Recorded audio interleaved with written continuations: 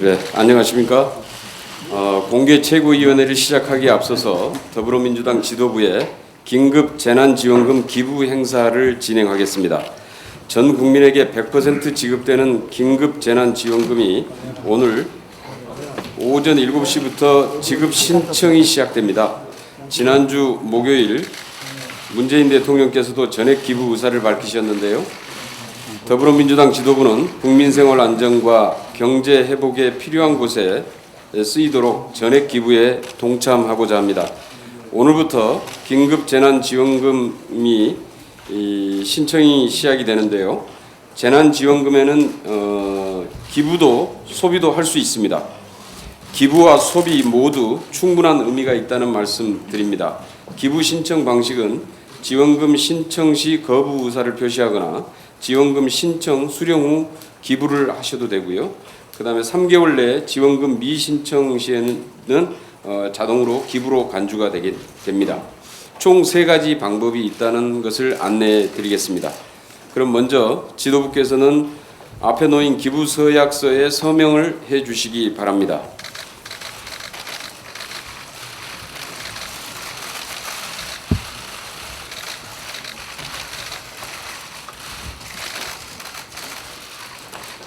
예, 서명을 마치신 분들은 서약서를 들고 일어서 주시기 바랍니다.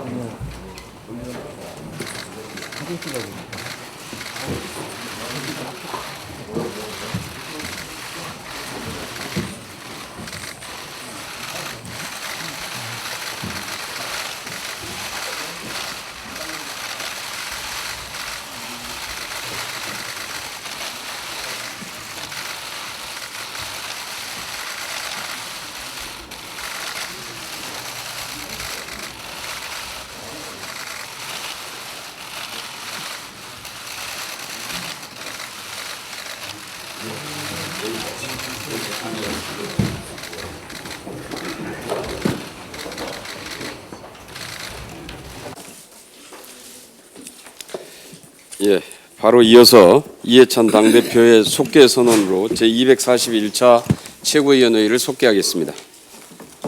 제241차 최고위원을 속회하겠습니다.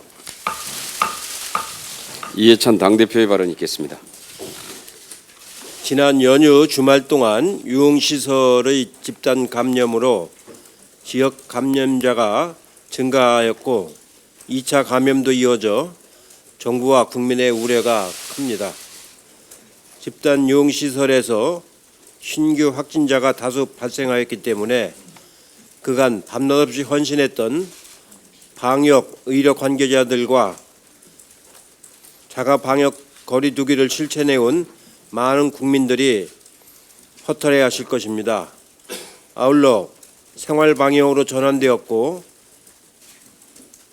내주에 학교 등교를 앞둔 시기인지라 걱정도 매우 크시리라고 생각합니다. 코로나19와의 전쟁은 올해 내내 이어질 장기전이며 그 후의 경제 위기 극복까지 오랜 인내가 필요한 사안입니다. 아울러 집단 감염이 발생한 특정 집단, 지역, 세대에 대한 비난과 혐오는 이 전쟁에서 결코 승리할 수가 없습니다. 코로나에 대항하는 우리의 가장 큰 무기는 서로에 대한 관용과 신뢰와 이해이며 서로를 먼저 생각하는 희생과 통합입니다. 관련 유흥시설을 이용하신 분들과 주변 지인들은 지금이라도 바로 검사장으로 와주시기 바랍니다. 그것이 여러분의 임무입니다. 정부는 개인정보를 강력히 준수할 것이며 만일에 자진해서 오시지 않는다면 반드시 찾아갈 수밖에 없습니다. 국민들께서는 나의 즐거움이 이웃에게 위험이 되지 않도록 더욱 자기 방역에 힘써 주시기 바랍니다. 당정은 감염 고위험군과 시설의 관리 상황을 다시 한번 점검하고 앞으로 과하다 싶을 정도로 선제적인 대응을 해나가도록 하겠습니다. 더불어민주당과 더불어시민당은 국민께 약속한 대로 이번 주에 양당 통합을 완료하도록 하겠습니다. 지난주 민주당원들은 전당원 투표에서 84.1%의 압도적인 찬성으로 양당의 합당을 지지해 주셨습니다. 민주당은 내일 제3차 중앙회의를 개최해서 더불어시민당과 합당을 결의하고 수임기관으로 최고위원회를 지정할 예정입니다. 모레 더불어민주당과 더불어시민당의 최고위원들이 합당 수임기구 합동회의를 열어 양당 합당을 마무리하도록 하겠습니다. 아울러 21대 개원 준비도 진행하겠습니다. 미래통합당도 새로운 원내대표를 선출했으니 꼼수 교섭단체 같은 부끄러운 일만 없다면 코로나 극복과 경제위기 대응, 일하는 국회, 국가개혁을 추진할 21대 국회의 정상적인 출범을 위해 함께 논의하고 협력할 것입니다. 민주당은 21대 국회를 비상한 각오로 차근차근히 준비하고 있습니다. 야당도 코로나19 방역과 경제위기로 힘드신 국민들을 생각해서 국민을 위로하는 정치, 국민들에게 희망을 전하는 국회 개헌을 민주당과 함께 준비해 주시기를 다시 한번 당부의 말씀을 드립니다. 이상입니다. 다음은 김태년 원내대표의 발언이 있겠습니다. 어제 문재인 대통령께서 취임 3주년을 맞이해서 국민들께 특별 연설을 했습니다. 저는 이 특별 연설에서 대통령의 국난 극복에 대한 절박한 의지와 또 한편 이 위기를 기회로 만들겠다고 하는 자신감을 보았습니다. 얼마나 큰 경제적 위기의 파고가 밀려올지 지금 알 수 없는 상황입니다. 방역 역시 아직 끝나지 않았습니다. 이 모든 것을 이겨내는 것이 정부의 힘만으로는 안 됩니다. 위기를 기회로 만들어낼 자신감, 경제위기 극복과 도약의 비전, 그 모든 것은 국회가 제 역할을 해야만 가능합니다. 우리가 방역에서도 보았듯이 우리 국민은 연대와 헌신 그리고 배려 속에서 어떤 어려움이 오더라도 함께 이겨낼 의지와 준비가 되어 있습니다. 우리 국회도 우리 정치도 국민의 삶을 지켜내겠다는 절박한 의지로 코로나19 국난 극복에 필요한 입법과 제도 개선에 적극적으로 나서야 하겠습니다. 저희 민주당은 이 코로나 방역과 경제위기 극복을 위한 입법에 곧바로 나서겠습니다. 21대 국회까지 기다릴 시간이 없습니다. 처리할 수 있는 법안들은 최대한 20대 국회에서 매듭 지어야 합니다. 첫째로 방역망 강화를 위한 입법입니다. 질병관리본부 승격과 복수차관제 도입을 위해 정부조직법을 개정해야 합니다. 질병관리본부의 청승격은 야당도 총선에서 공약했고 이미 법안도 발의된 상태입니다. 또한 공공의대 설립법을 처리해서 의료 공공성을 강화하고 출입국관리법과 학교보건법을 개정해서 방역망을 더욱더 촘촘하게 정비해야 합니다. 둘째, 사회안전망 강화를 위한 입법이 필요합니다.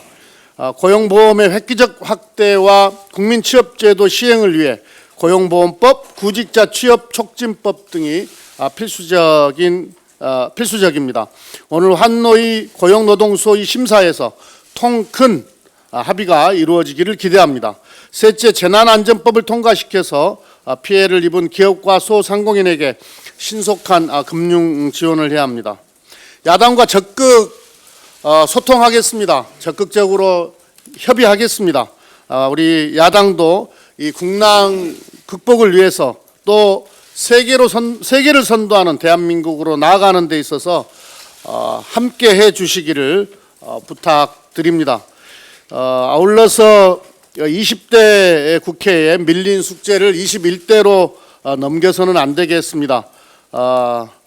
20대 국회의 남은 시간 하나라도 더 많은 법안들을 처리하기 위해 여야가 논의의 속도를 내야 되겠습니다. 디지털 성범죄를 근절하기 위한 입법은 20대 국회가 끝내야 합니다. 성범죄 소멸시효를 연장하고 불법 촬영물 삭제를 의무화하는 등 하나하나가 꼭 필요한 법안들입니다. 세무사법, 교원노조법 등 헌법 불합치 판정을 받아놓고도 개정 기한을 넘겨버린 법안들도 더는 외면할 수가 없습니다.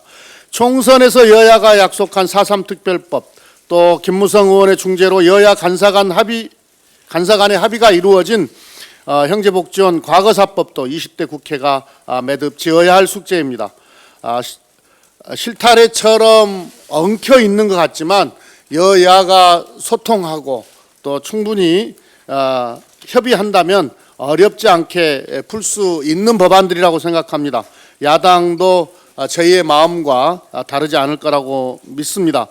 20대 국회가 미뤄두었던 민생 법안들이 국민 품으로 갈 수 있도록 함께 여야가 함께 힘을 모을 마지막 기회를 놓쳐서는 안 되겠다는 당부의 말씀을 드립니다. 네, 다음은 박주민 최고위원의 발언 있겠습니다. 예, 아까 이해찬 당대표님께서도 말씀하셨지만 최근 이태원 한 클럽을 통해서 코로나19가 다시 좀 확산되는 것 아닌가라는 우려가 있습니다. 다시 좀 긴장의 끈을 붙잡고 경계를 좀 해야 될 것 같다는 생각이 듭니다. 한 가지 더 말씀드릴 것은 뭐 대표님께서도 말씀하셨지만 특정 지역이나 특정 커뮤니티에 대한 과도한 비난, 혐오, 차별은 자제되어야 될 것 같습니다. 이미 정세균 국무총리도 특정 커뮤니티에 대한 비난이 방역의 관점에서도 역시 도움이 되지 않는다라고 강조한 바 있습니다. 언론인 여러분들께서도 이 부분은 좀 신경을 써주셨으면 좋겠습니다. 사회적인 혐오나 인권 침해 이런 것들이 좀 발생하지 않으면서도 저희들이 코로나19를 극복해 왔다는 것 꼭 기억해 주셨으면 좋겠습니다. 어제가 문재인 대통령님 취임 3주년이었는데요. 여러 가지 말씀을 하셨습니다. 그중에 두 가지 과제에 좀 역량을 집중할 필요가 있다고 생각합니다. 우선은 코로나19로 인한 경제 위기를 극복하기 위해서 모든 정부나 국회, 민간 모두가 좀 함께 힘을 냈으면 좋겠다는 생각이 들고요. 그중에서 고용의 문제를 좀 해결하는 데 힘을 좀 많이 모았으면 좋겠습니다. 아시다시피 우리 고용의 보장 측면에서 강조되었던 고용보험의 경우 보면은 비정규직과 정규직 간의 격차가 굉장히 큽니다. 이런 부분도 좀 없애야 될 것이고요. 고용보험의 사각지대도 줄여야 할 것입니다. 그런 의미에서 고용보험의 보편성을 강화하기 위한 기초를 좀 차근차근 마련해 갈 수 있었으면 좋겠습니다. 둘째로는 국민분들께서 강력하게 요구하여 오셨던 개혁도 지속돼야 되는데 특히 뭐 검찰개혁, 경찰개혁, 국정원개혁, 법원개혁 등 개혁 과제들을 멈추지 않고 진행해야 되겠다고 생각하고 있습니다. 검경 수사권 조정이나 공수처 설치는 진행됐지만 특히 경찰 관련된 부분은 20대 국회 때 아직 진행되지 않았기 때문에 경찰 개혁도 본격적으로 착수해야 될 것 같고요. 국정원 개혁이나 법원 개혁 역시 좀 제도적인 틀로서 완성을 보아야 될 것이라고 생각합니다. 지난 총선에서 국민 여러분들께서 우리 당에 힘을 좀 많이 실어주셨던 것은 이런 개혁을 제대로 좀 추진하라는 의미도 있었을 것이라고 생각됩니다.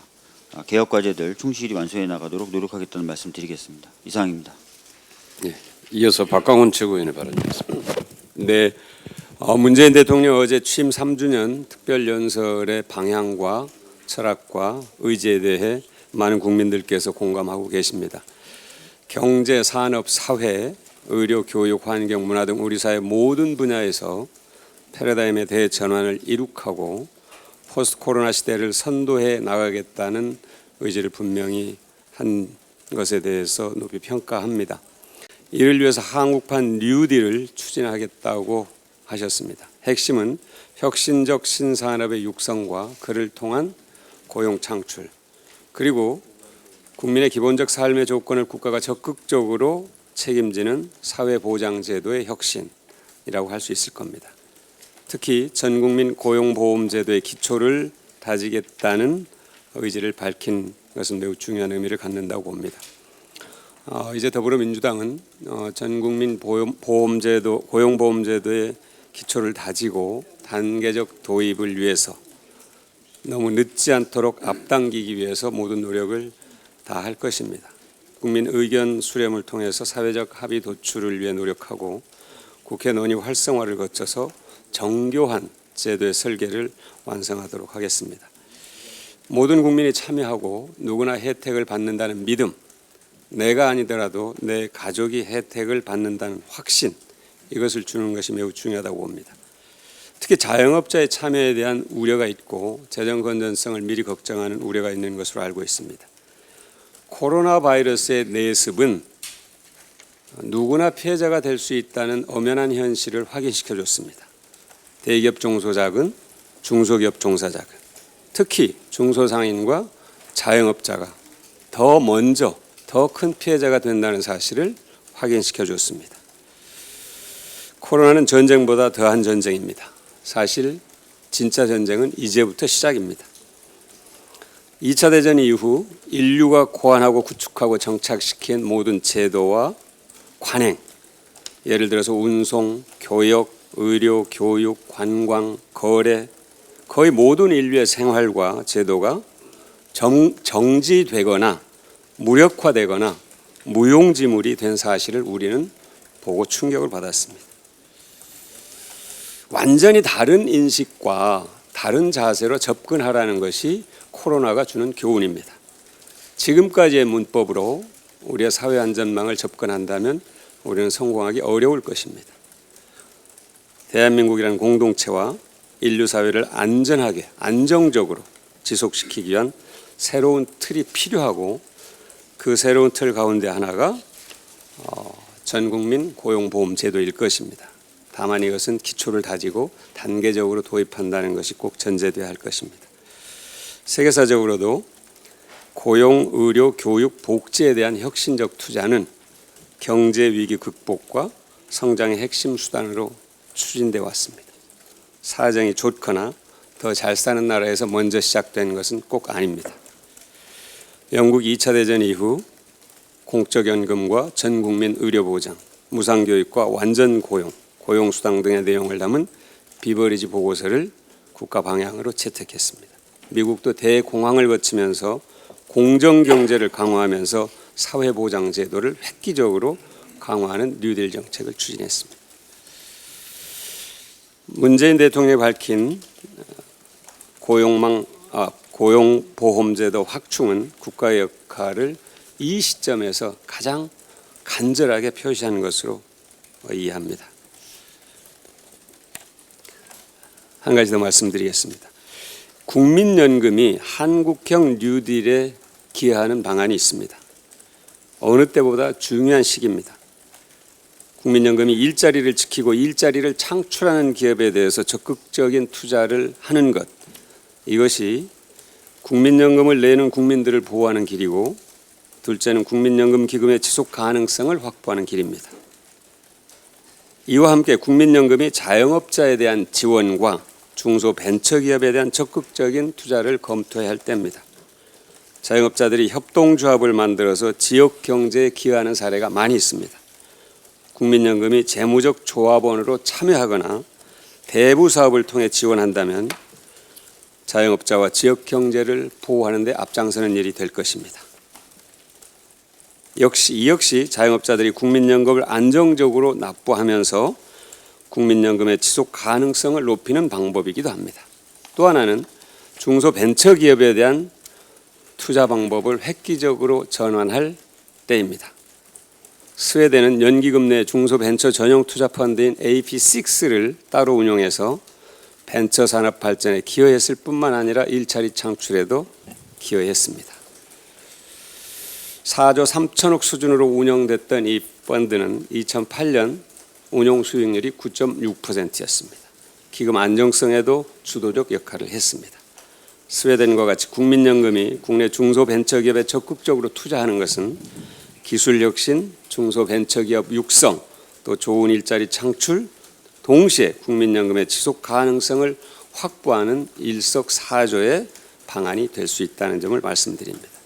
국민연금이 한국판 뉴딜에 의미 있는 참여를 하실 것을 권합니다. 서른 최고위원의 발언 있겠습니다. 방위비 분담금 협상에서 미국이 1조 5천억이 넘는 분담금을 요구했다는 언론 보도가 있었습니다. 우리 측은 작년 인상률 8.2%보다 큰 규모인 13% 인상률을 제안했다고 합니다. 그럼에도 미국은 우리 안을 거부하고 무려 50%가 넘는 인상률을 제시했습니다. 미국이 동맹국을 상대로 대단히 무리한 요구를 하고 있는 것입니다. 원칙적으로 주한미군의 운영 유지비는 모두 미국이 부담해야 합니다. 한미 주둔군 지휘협정 소파 제5조에는 한국이 시설과 부지를 무상으로 미국에게 제공하는 대신 미국이 주한미군 유지에 따르는 모든 경비를 부담하는 것으로 명시되어 있습니다. 방위비 분담금 협상이 한미 주둔군 지휘협정의 예외 조치로 진행되는 만큼 우리 국민에게 큰 재정적 부담을 지어서는 안 됩니다. 이미 지원해왔던 액수도 주한미군의 안정적 주둔을 위한 예외적 지원이었으며 이미 최대치입니다. 주한미군이 75년간 한국 시설 및 부지를 무상으로 사용해왔고 각종 세금과 공공요금을 면제 할인받는 특혜를 누려왔다는 점을 감안해야 합니다. 지금까지 미국은 방위비 분담금의 불법 전용과 미집행, 이자소득 수치 등 이에 대해 국회에 제대로 된 해명 한 번 한 적 없습니다. 그래놓고 이번에 1조 5천억이 넘는 분담금을 요구하는 것은 평등한 동맹의 자세가 아닙니다. 미국은 당장 50% 넘는 인상 요구를 철회해야 합니다. 진정한 동맹은 주권 존중과 호혜 평등의 자세에서 시작되는 것이라는 점을 명심해야 할 것입니다. 이상입니다. 김혜영 최고위원의 발언 있겠습니다. 오늘부터 일반 국민을 대상으로 긴급재난지원금 신청이 시작됩니다. 오부제를 적용해 혼선을 최소화하고 국민들께서 원활하게 지원금을 수급할 수 있도록 노력해 가겠습니다. 정부는 비상경제회의에서 긴급고용안정지원금으로 특수고용직 등 고용보험 미대상자 93만 명에게 지원금을 지급하기로 결정했습니다. 더불어민주당은 고용안전망 수준을 높여서 국민의 삶을 실직과 생계 위협으로부터 지키고 코로나 위기를 계기로 고용안전망을 더욱 튼튼하게 구축해 나가겠습니다. 문재인 대통령께서 취임 3주년 연설에서 밝힌 고용보험의 획기적 확대는 중장기 과제인 동시에 재원 마련이라는 과제를 안고 있습니다. 고용보험 보호를 받지 못하는 저소득층과 청년이 구직활동을 하는 동안 국가가 일정 기간 수당을 지급하는 국민취업 지원제도 또한 국회에 계류되어 있는 상태입니다. 정부와 국회가 함께 심도 있는 논의를 거쳐 재원 마련 방안을 강구하고 사회적 합의를 만들어 가야 할 것입니다.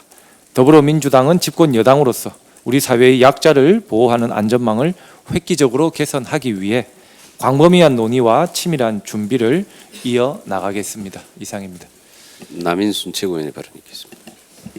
네, 포스트 코로나에 대비한 질병관리청 승격과 보건복지부 복수차관제 도입, 또 감염병 전문병원 설립 등은 더불어민주당의 총선 공약으로 대통령께서 조직 개편을 공식화한 것을 진심으로 환영합니다. 우리 당은 정보조직법 개정을 비롯해서 국회 차원에서 적극적으로 뒷받침할 것입니다. 2015년 메르스 사태 이후에 질병관리본부의 차관급 격상, 긴급상황센터 설치 등 감염병 대응 역량 강화를 위한 여러 조치들이 취해졌지만 신종 감염병이 코로나19 위기를 겪으면서 감염병 대응 조직과 체계를 더욱 강화해야 한다는 국민적 목소리가 높아졌습니다. 범정부적인 감염병 대응을 총괄하는 보건복지부 경우에 가중한 업무량 등에도 불구하고 복수 차관 및 감염병 전담 조직이 부재한 상황이며 특히 방역 컨트롤타워인 질병관리본부의 경우에는 본부장이 행정과 방역을 모두 총괄함에 따라서 긴급 상황에 대한 그 대처에 일정한 한계를 노정하고 있습니다. 더불어민주당은 문재인 정부와 함께 질병관리본부를 보건복지부의 독립외청인 질병관리청으로 승격시켜서 전문성과 독립성을 강화하고 위상과 역할을 크게 강화하겠습니다. 또한 복지부의 보건의료 분야를 전담하는 복수차관을 신설해서 보건의료 정책과 공중보건위기 대응 역량을 대폭 강화해 나가겠습니다. 그리고 열악한 공공의료 및 지역의료 기반을 획기적으로 확충을 하겠습니다. 문재인 대통령께서도 말씀하셨듯이 치료제와 백신이 개발되기 전까지는 코로나 위기는 끝나지 않았고 더 큰 도전이 남아 있습니다. 전문가들은 코로나19 사태의 장기화 및 제2차 대유행에 대비해야 한다고 강조하고 있습니다. 서울 이태원 클럽발 코로나19 집단 감염이 확산되고 지역사회 전파가 크게 우려되고 있습니다. 그 확진자가 다녀간 이태원동의 그 5개 클럽과 논현동 블랙 수면방 방문자들께서는 외출을 자제하고 증상 발병 여부와 관계없이 모두 코로나 감염 검사에 적극 협조해서 조기 발견하는 것이 무엇보다 중요합니다. 또 해당 클럽을 이용한 분들께서 신변 노출을 꺼리는 국민들도 있는 만큼 방역 당국은 확진자 동선 공개 등과 관련한 개인의 신상 정보가 드러나지 않도록 세심하게 배려하고 개인 정보와 인권을 최대한 보호해야 할 것입니다. 코로나19와 관련해서 그 사회적 거리두기에서 생활 방역으로 전환했는데 아직도 여러 가지 위험이 여전한 만큼 안심할 수 없기 때문에 상황이 다시 나빠지면 사회적 거리두기로 전환할 수 있다는 점을 잊지 말아야 할 것입니다. 이상입니다. 이영석 최고위원의 발언 있겠습니다. 예, 몇 분의 최고위원님도 언급이 있었습니다만 어제 문재인 대통령께서 취임 3주년을 맞이했습니다. 문 대통령님의 지난 3년은 촛불혁명 이후 나라다운 나라를 만들기 위한 긴 여정이었다고 봅니다. 특히 코로나19의 국난 속에서도 세계적 찬사를 받은 방역 시스템 등으로 국격을 한층 높여주신 데 대해서 박수를 보냅니다. 문재인 대통령은 취임 3주년 특별 연설을 통해 포스트 코로나 시대의 구상으로 선도형 경제, 고용 안정망 강화, 일자리 창출을 위한 한국판 뉴딜, 인간 안보 등 4대 비전을 제시했습니다. 코로나19 이후 경제 위기를 기회로 전환하기 위한 매우 시적절한 대책이라고 판단이 됩니다. 하지만 손뼉도 마주쳐야 소리가 나듯이 대통령께서 제시한 포스트 코로나 시대의 국난 극복을 위해서는 어느 때보다 국회의 역할 또한 중요하다고 봅니다. 국회가 법과 제도를 정비해 국민의 삶을 지켜내야 합니다. 21대 국회가 정부, 국민과 하나 되어 위기 극복의 역할을 다함으로써 국민의 사랑과 신뢰를 받는 일하는 국회로 거듭나야 할 때입니다. 이상입니다. 예, 이상 모두 발언을 마치고 회의를 비공개로 전환하겠습니다.